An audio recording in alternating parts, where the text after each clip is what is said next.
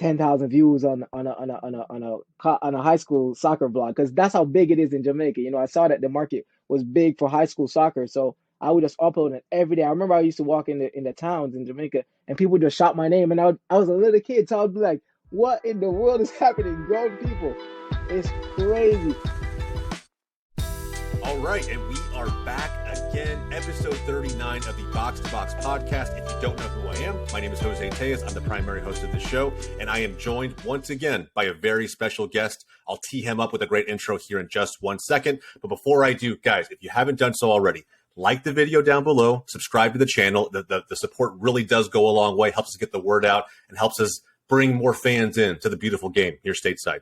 Now, for our special guest, I'm excited, I should say, more than anything else, to have him on the show today. This guy's channel is growing, and it's kind of crazy. I feel like he's a jack of all trades. Guy's a massive Reggae Boy supporter, fan reactions going through the roof, and just a footy fan through and through, like the rest of us. I'm so glad that he's here. We have Javon Turner on the pod today. Javon, how are you, brother? Thank you for having me. Absolutely, bro. Absolutely. I'm glad we're doing this. I'm glad we're finally having you on the pod, telling some of your story. And that's what we're all about here at Box to Box, is telling soccer stories that build up that next generation of fans. I got a feeling yours is pretty unique in comparison to the ones that we've already had on the show, but we're going to talk about it. All right. Now, I've already prepared you a little bit in advance. The first question I always ask as as a special guest on the show, Javon, who are you today, man? I mean, yeah, that's a really tough question, but seeing that I'm young too, we're growing, trying to find ourselves. But I've thought about it for like 5 minutes now, and I would just say I'm a soccer enthusiast. I love the game. Since I was young, all I've done was watch the game, play the game, and that's what I think I am. Even though I play soccer, the goal is to go pro. That's most kids' dream who like soccer, but yeah, I do reactions too. So I think I'm just a soccer person. I don't even know how to put it. Yeah, bro. Like I said before, top of the show, right? Jack of all trades. I think, for whatever reason, right? If whatever you decide to maybe one day go off of that path to pro, you have this whole content creation career already started, already built up. And guys, for those who are wondering, what's his content look like? What's his channel look like? I'm going to link that down below in the description notes. Go check that out. Go drop him a sub, a like on his latest video. There's some really interesting ones. Personally, I'm already kind of annoyed with it, but the PSG fans booing Messi and all of that stuff. I mean, you react to everything, bro. You really kind of put a spotlight on some of the stuff that's bringing all of these fans into the beautiful game, which I love, man. We're going to talk about all of it, but I don't want to jump ahead to your content creation career just yet.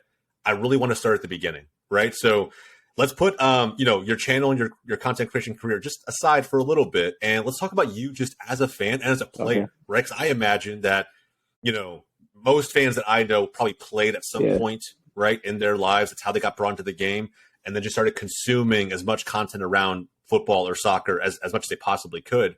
But you've made it very clear you were a player first, and you're on your path to pro.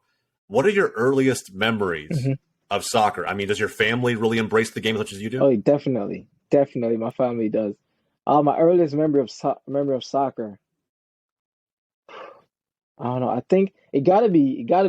Maybe I was like 6 or 7. I didn't really get the gist of it, but my whole family played soccer and loved soccer. So I want, like, back in the day of DirecTV and Dish. So I used to watch cartoons with my younger cousin, and then my older brother and my cousins, they would change the channel and put on soccer, footy, and I would be like, "Why you put it on footy? I'm watching cartoons." And I would go tell my mom, "Hey, they changed the channel." And then maybe like a couple, like 2 or a year after that, I started getting into, soccer a lot. And then all my family, like, they were big Ronaldinho fans, because I grew up in Jamaica, and Jamaica loves Brazilian players. So, and at the time, that was the time when Messi made his debut for Barcelona. So I just got brought onto the scene of Lionel Messi, and I became a huge Messi fan after that. I remember I would come home from school and just watch pure Messi skills, highlights, and go outside and try to do a lot of the stuff. Bro, the dribbling king, man. Yeah, seriously, bro. I mean, what a Oh time yeah, too, right? To become a Barcelona fan. And most of our audience knows already. I'm a diehard Barca fan. My family is in general, and my family was super important to me and my journey as a player and a fan. How important was your family for you? You mentioned before, right? You grew up in yeah, Jamaica. You grew up as a massive Reggae Boy yeah, supporter. But what is the vibe like in Jamaica? Because I've yeah, never yeah. been.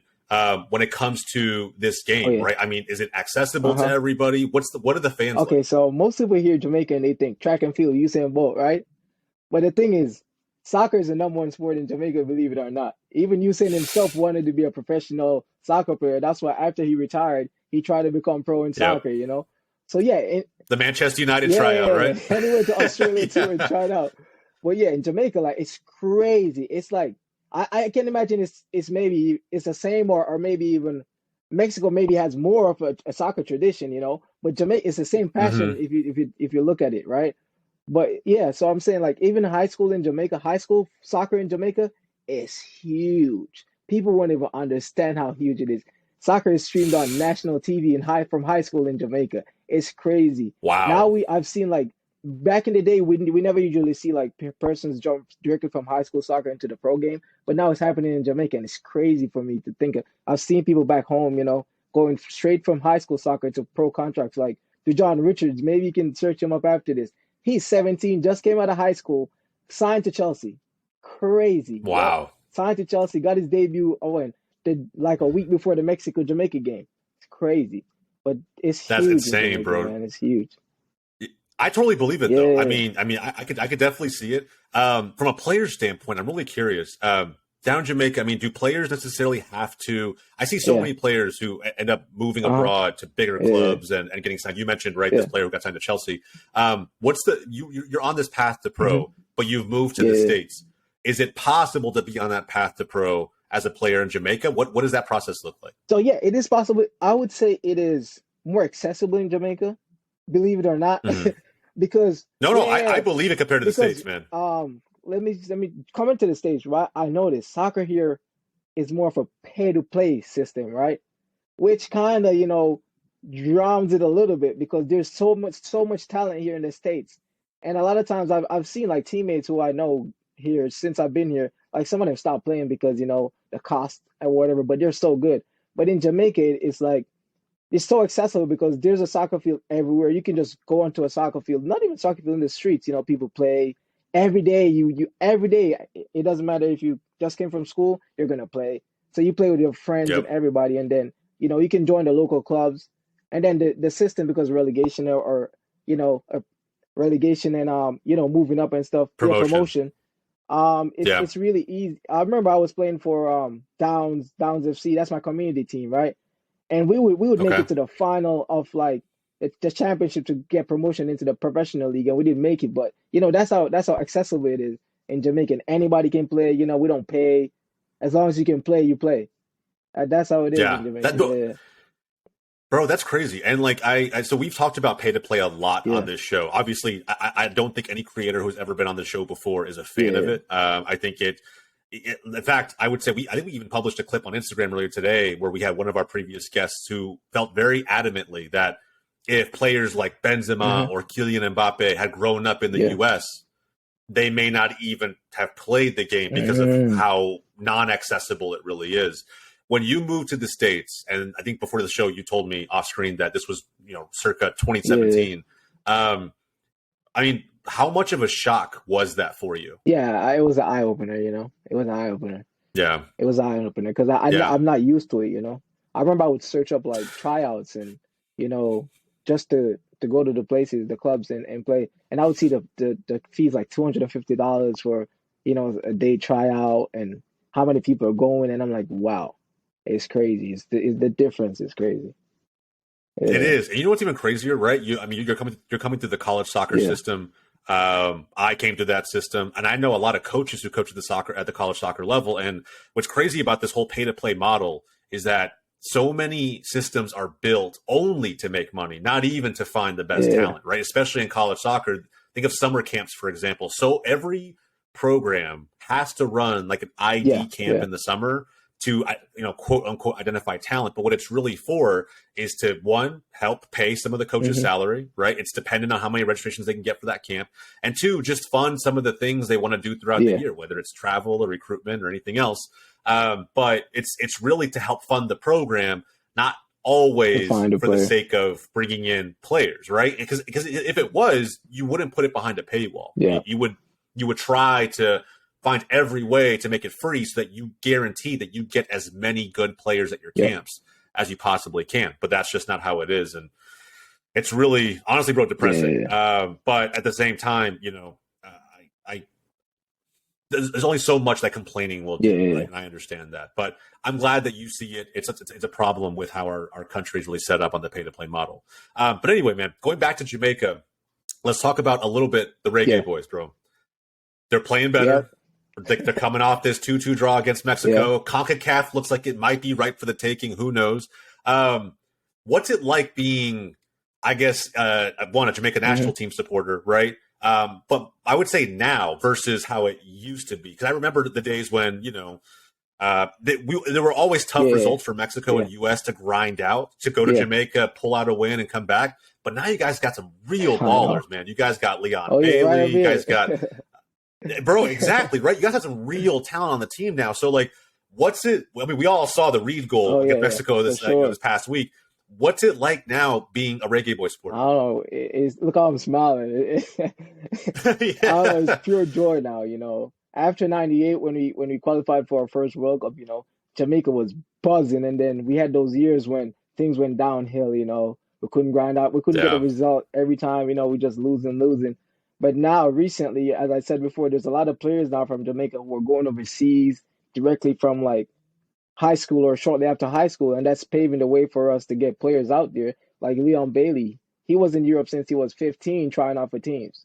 And that's what's paving the way for our players right now. That's how you see so many big names coming out of Jamaica. And it's making the country happy again, for football, for soccer. Yeah, for sure. I agree, man. And even like Mikel Antonio, right? Like there's so many players I think that are players on now. Yeah, it's insane, man. And what I'm hoping this all does is like builds up CONCACAF, right? For so long. I mean, as a Jamaica supporter, how many times have you heard it's all about US and Mexico, right? Or even Canada now. Yeah. Yeah, bro. I mean, it's wild. So I'm actually excited to see more teams be, competitive and to, push those teams to the edge. We'll continue to see how it pans out. Okay, so that's kind of us covering your family influence on football. Let's move it up a little bit, right? To your playing career. Okay. And when, let's start with this. When did you first start playing competitively? Okay. And was it everything you thought it would be? I don't know if it's like under 17 competitively or not. I don't know if I should class that. I still think so. I think if you're playing, club ball and it's sanctioned and like, there are, trophies to be won and there's a path to something bigger, I would say it's competitive. Okay. So my journey started, let me give you a story too. Like back in high school, I tried out for the school's team, right? Soccer team. Mm-hmm. And my mom, I made the team the first trial. I came home and told my mom, I came home late because the trials are late in the night and we're going to take taxis to go home. And my mom wasn't having it. She wasn't having it. She was like, you need to go to school for school. You're coming home late. And then the first year I didn't play on the team because, she didn't want me to come home that late. And it was crazy because that year, all I wanted to do was play.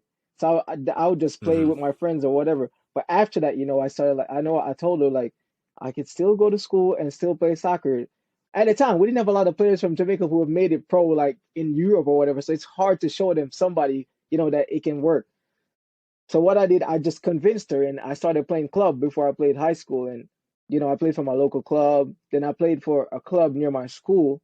And that's where it all kicked off for me, I started, they played me as a defender to start off, and then I was like, I knew I was a striker, but, I played as a defender because I loved the game.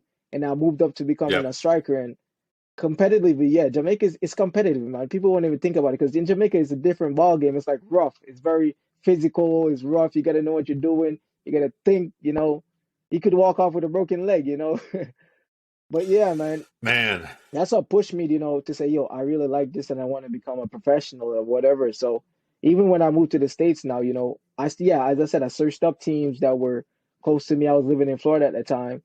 and I saw, Yeah. and to be honest, I applied for like a USL 2 tryout, but it was like 6 months further in advance, and then a local UPSL team commented on my Instagram because I'm a big social media person, you know. Yeah. A local team commented on my Instagram, and I saw it and I went and tried out. They're called Florida Brothers. So I was with them for 2 years, you know. It's crazy because they had a lot of Brazilian guys, the Brazilian club in Florida.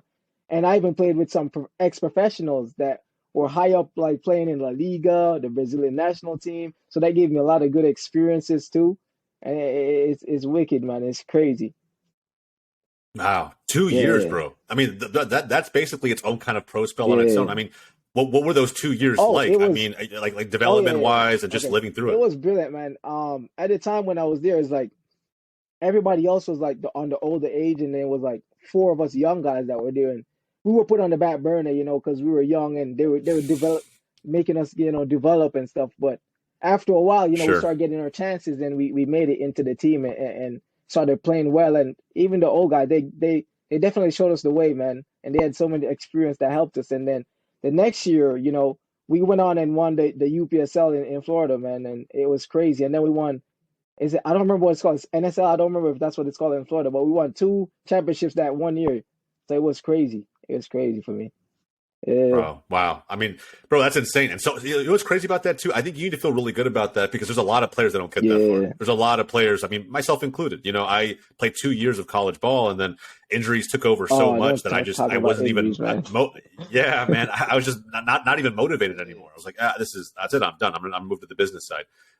But yeah, bro, I mean, I love to hear that you're still trying to make this Yeah, work. You have some crazy stories along the way of playing with some former right. pros and winning trophies along the way, bro. I love it. So, talk to me about how this all kind of, because it sounds like you have a few different interesting phases of your Yeah. playing career. Where does college soccer fit in? Okay, so college soccer, it was right after that season, you know, COVID hit, and Mm-hmm. I was going to Broward College at the time, and I went to the tryout, you know, and shortly after the tryout, it was COVID, and the coach said, not the coach, the school emailed everyone and said the athletics program is not going to be anymore. Like they're going to cancel it because you know COVID and they can't do whatever and whatever. So I was like, damn, I'm not going to make it. And then I moved to New York where my mom is, you know, and I tried out for this team, Dutchess Community College, and you know, I made it, and that's where it started. The college process started for me. Nice, Yeah, bro. So, I mean, now with that said, right? We all know that playing college ball is yeah, different than being on a UPSL yeah, team or another yeah. pro team. It's like you're not just fully committed to soccer. You School, have this whole academic yeah. life. You have to juggle on top of it. So, I don't know, bro. Paint me a picture of the reality of it, Hmm. right? Because I think a lot, especially a lot of players who come from Yeah, abroad, they think it sounds pretty cool, right? I yeah, think in most countries around the world, you have to pick one. yeah, You yeah, either go to university or to school, or you play football or yeah. soccer. You don't get to do both. U.S. That's kind of a unique thing. So, what's it like having to juggle the two? It was different, you know, because of course you said they say you're a student first and an athlete after, you know. So you gotta make sure Hmm. you got all your schoolwork done and everything, because when you go to games, you're gonna miss a whole day of class, and you gotta catch up. And if your grades fall, you know, you Yep. can't even play. So it's really kind of difficult juggling the two. But I think you know, if you have the right mindset, you know, you definitely can push through it. And a lot of people put school first, of course, but me knowing me, I always put soccer first. I can't tell my mom that, but I, I always put soccer first and then school later, you know? Yeah, bro. Yeah, I mean, like, I think subconsciously it's a lot of us, yeah, right? Like, I remember when I would do it, it's like, man, I'll be honest. Like, I would say the only reason I was even at that first school that I was yeah, at was because of soccer. Like, when I stopped playing because of injury, I actually transferred yeah, out the yeah, next yeah, semester. I just didn't want to be there anymore. That was the only reason I was yeah, really there. And I would recommend if any, aspiring college soccer players watching this, we've had some other college soccer players in the pod before. I would say do your yeah, research. Choose a school for more reasons than just the ball yeah, that you want to play, the soccer that you want to play. Because if for some reason something happens, right, you're gonna have to be yeah, there, or you're gonna have to find another home for your yeah, academics and for your footy. So it's massive, man. It's not a light decision. You have to take everything into account, and it sounds like ultimately it's worked out for yeah. you, right? So post COVID Hmm. now. What does your college soccer career kind of look like, or what happened post-COVID? So post-COVID, I just graduated, from this college, and I'm looking to go on to I'm actually going to a Division 1 college, but I'm not on the team yet. The coach said they want to see me at the current club that I'm at. So over the course of this summer, I should know where I stand with that. But that's where I'm at right now as it pertains to college soccer. Yeah.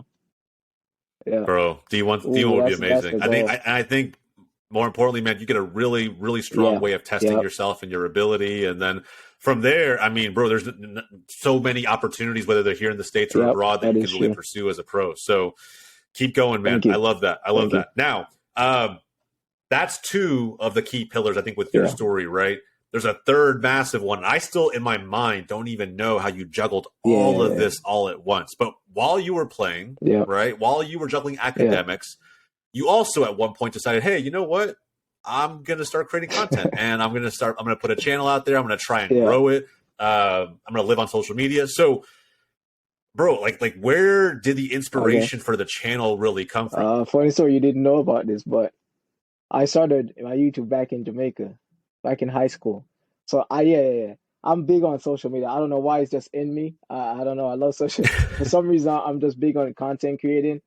And back in high school, I had a different channel. Many people don't know this, but that channel is long gone. It's deleted. But Yeah. back in high school, I used to vlog my soccer journey too in high school in Jamaica. So I grew a lot of Jamaican football / soccer supporters from then. In high school, I would vlog game days. Even when my school wasn't playing, I would go to different high schools and I would just record their games and put up their highlights or just the experience.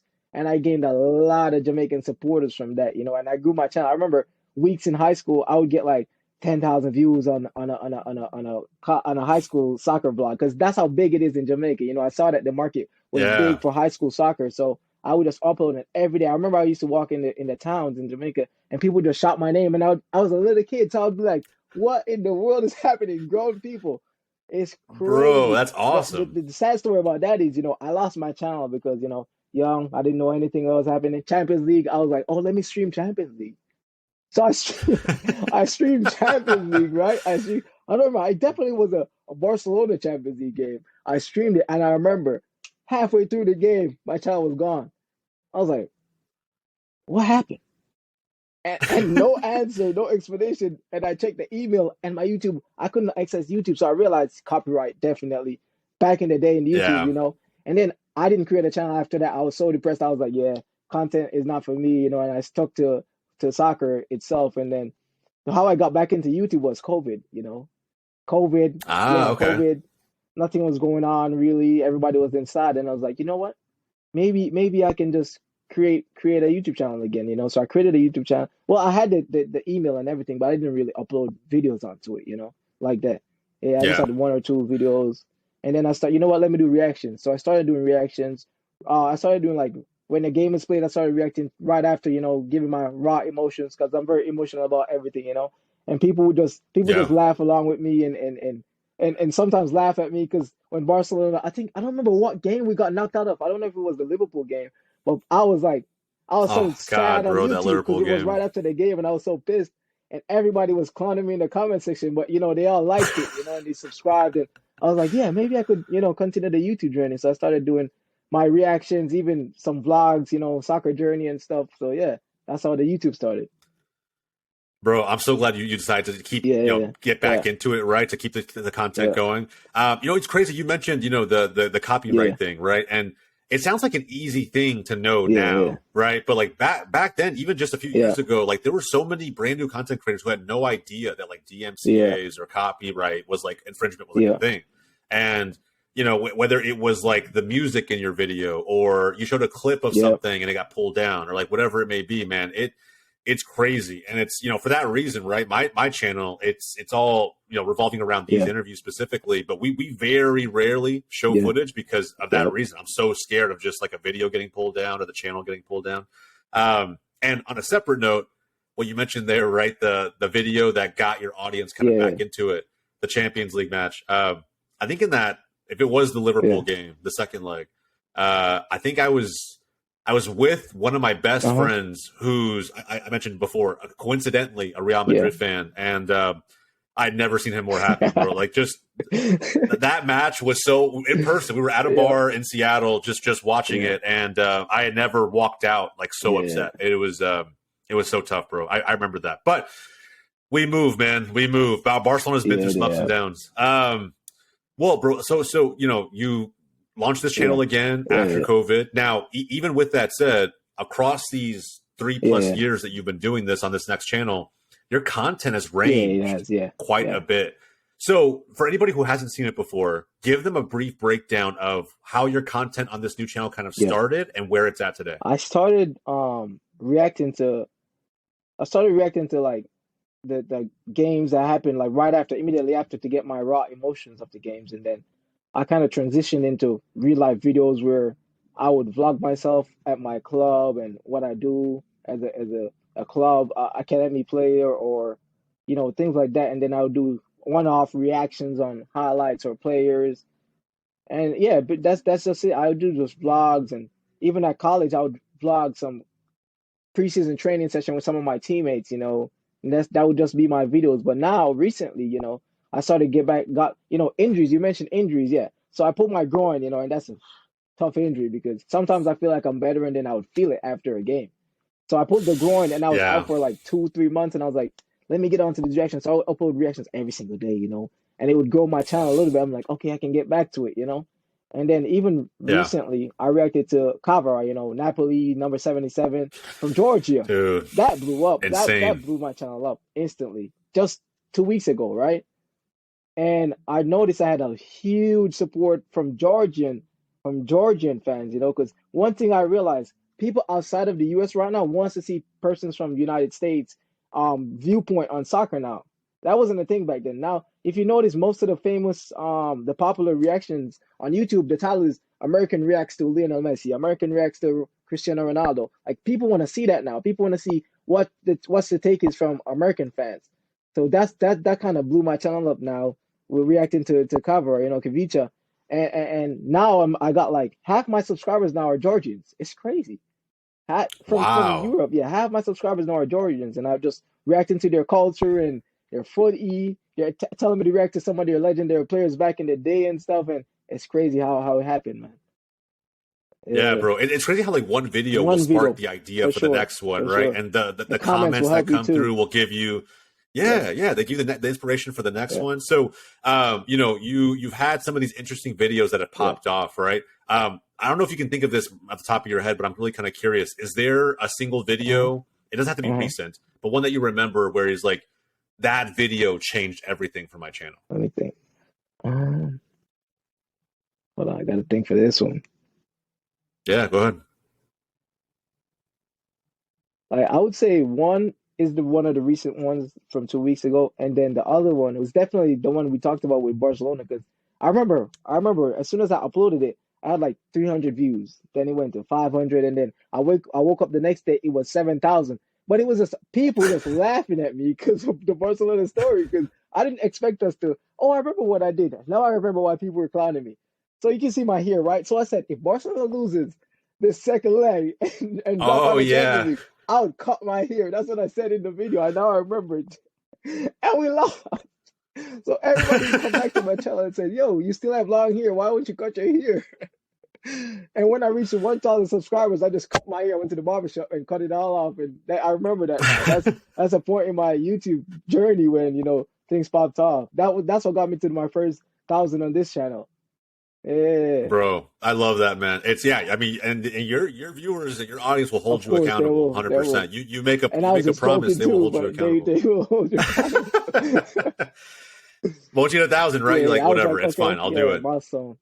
Yeah, I love it, bro. I love it. So you're doing a lot of fan yeah, yeah, reactions yeah, now. I noticed that the reactions themselves yeah, changed though yeah, quite a bit. Like you've done everything from, like you mentioned before, right? Reacting to yeah, individual players and skills to maybe culturally yeah, how fans react to certain things that happen on the pitch to even things that are going on in those respective yeah. cities. I mean, do you think over time your content's going to continue to keep changing and I think evolving? so. The more I grow, you change as humans, and I think the more I mature, maybe my channel matures with what I do.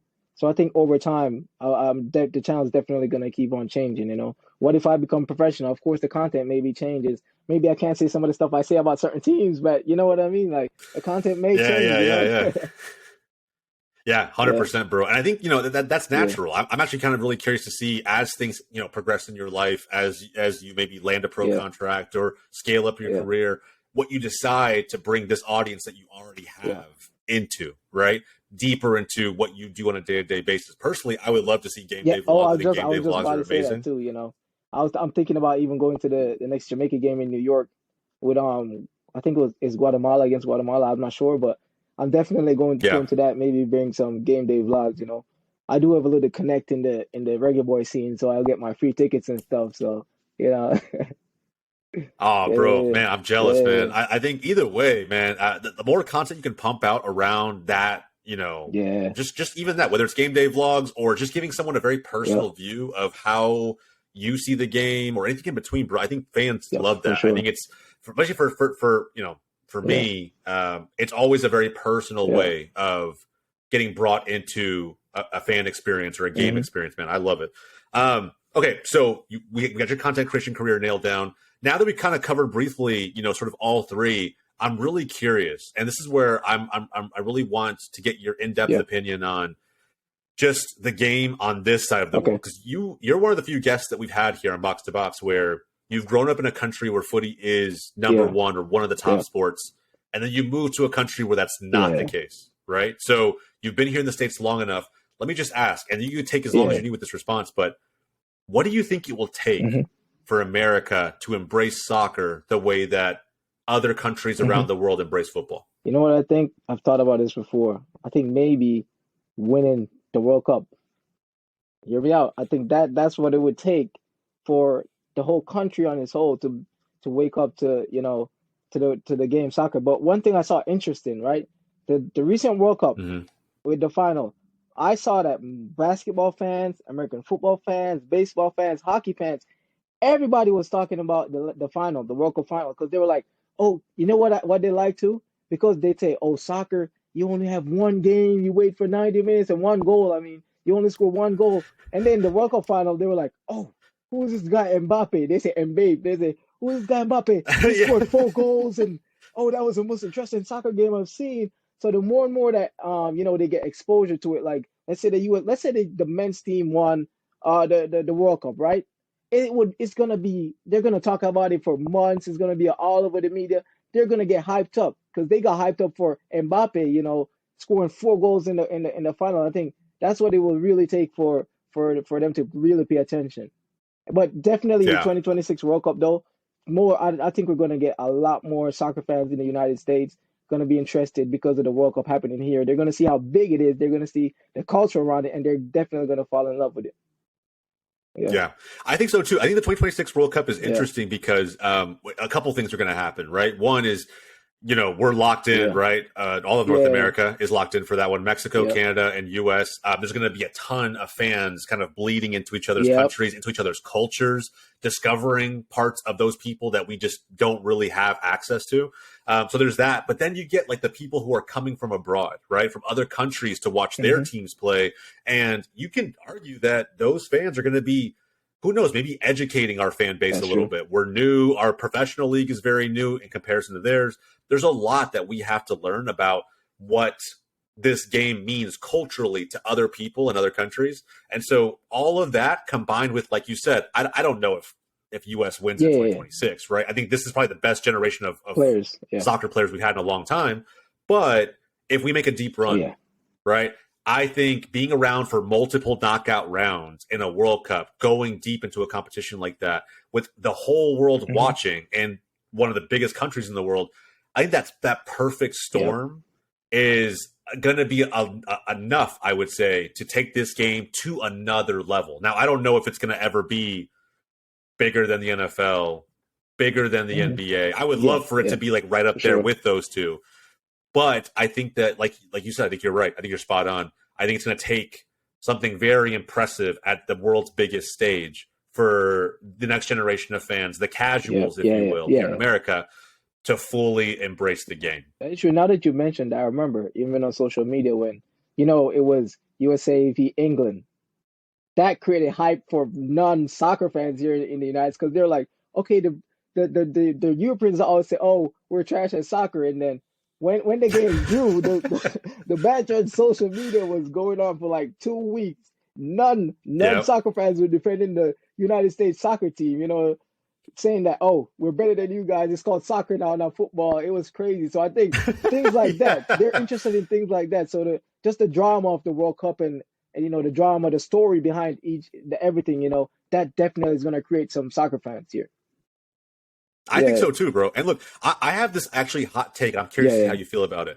A lot of like old school soccer fans who've been here for a while, they really support MLS and and everything else, the whole pyramid of U.S. soccer.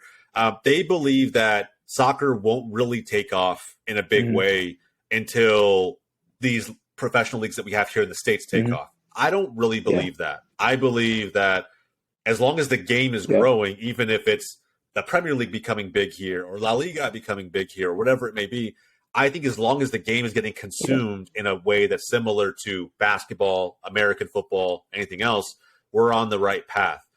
But with that said, I still think we have to ask the question of what happens to Major League Soccer.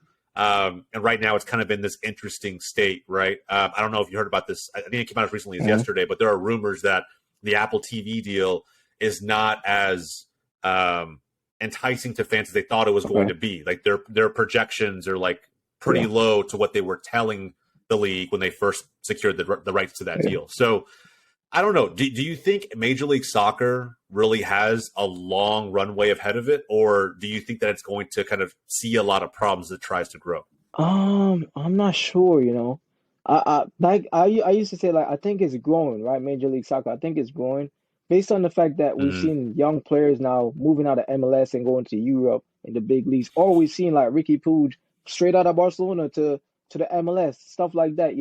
Alfonso Davies, Yedlin, Almiron, all those guys, young guys.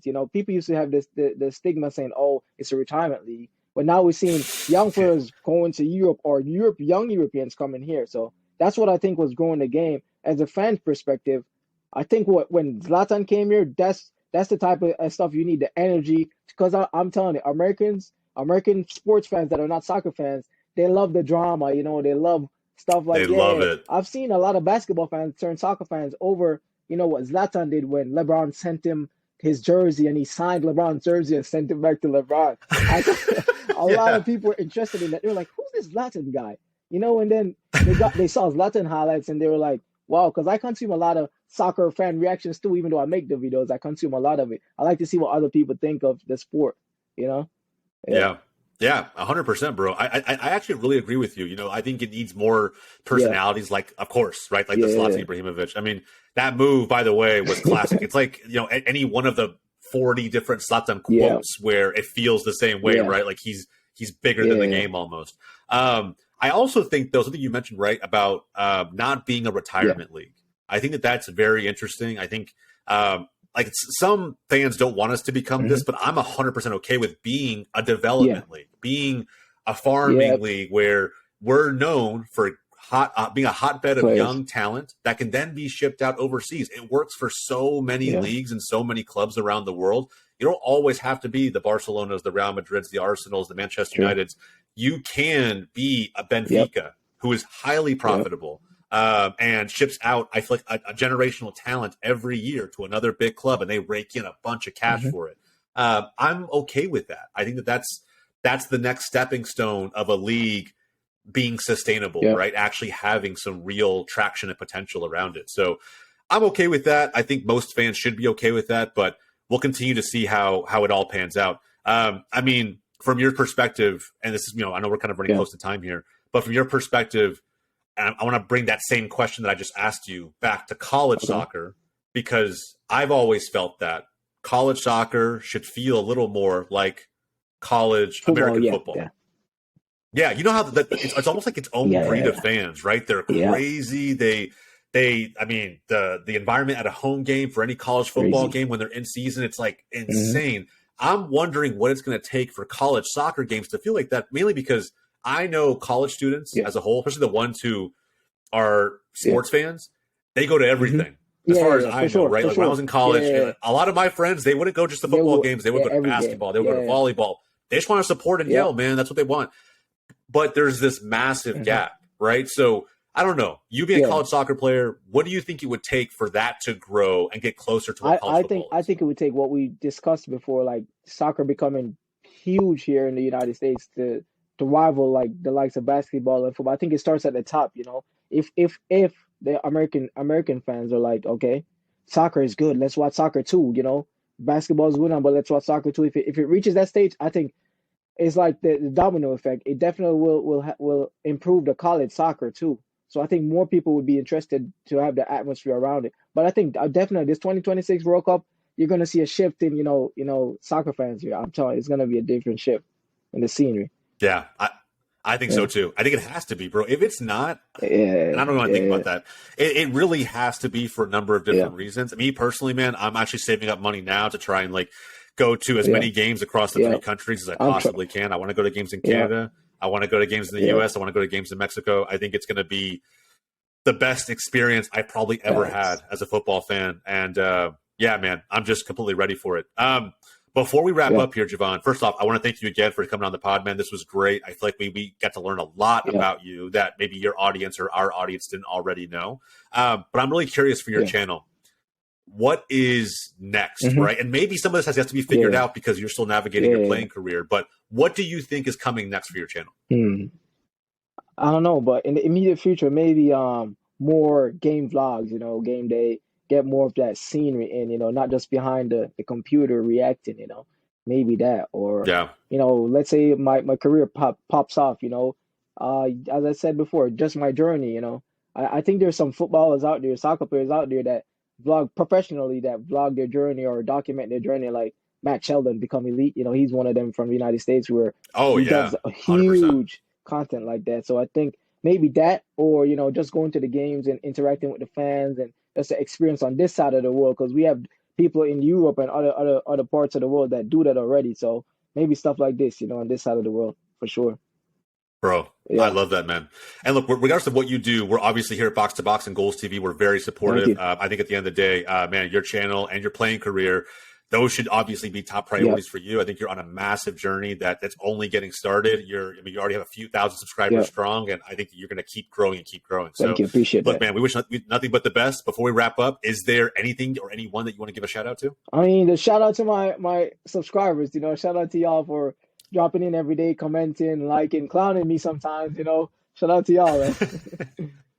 Yeah, Bro, I mean, it keeps the content game as enjoyable as it for possibly sure. can. I definitely don't ever mind the negative Yeah, comments. It gives me more things to work on, and I'm sure you yeah, feel the same way. So awesome. Javon Turner, thank you so much for joining the pod today, bro. I really appreciate it. For those who stuck around to the very end, I appreciate you. And if you guys haven't done so already, like the video, subscribe to the channel down below. And if you haven't done so already, I'm including Javon's channel down in the description notes below.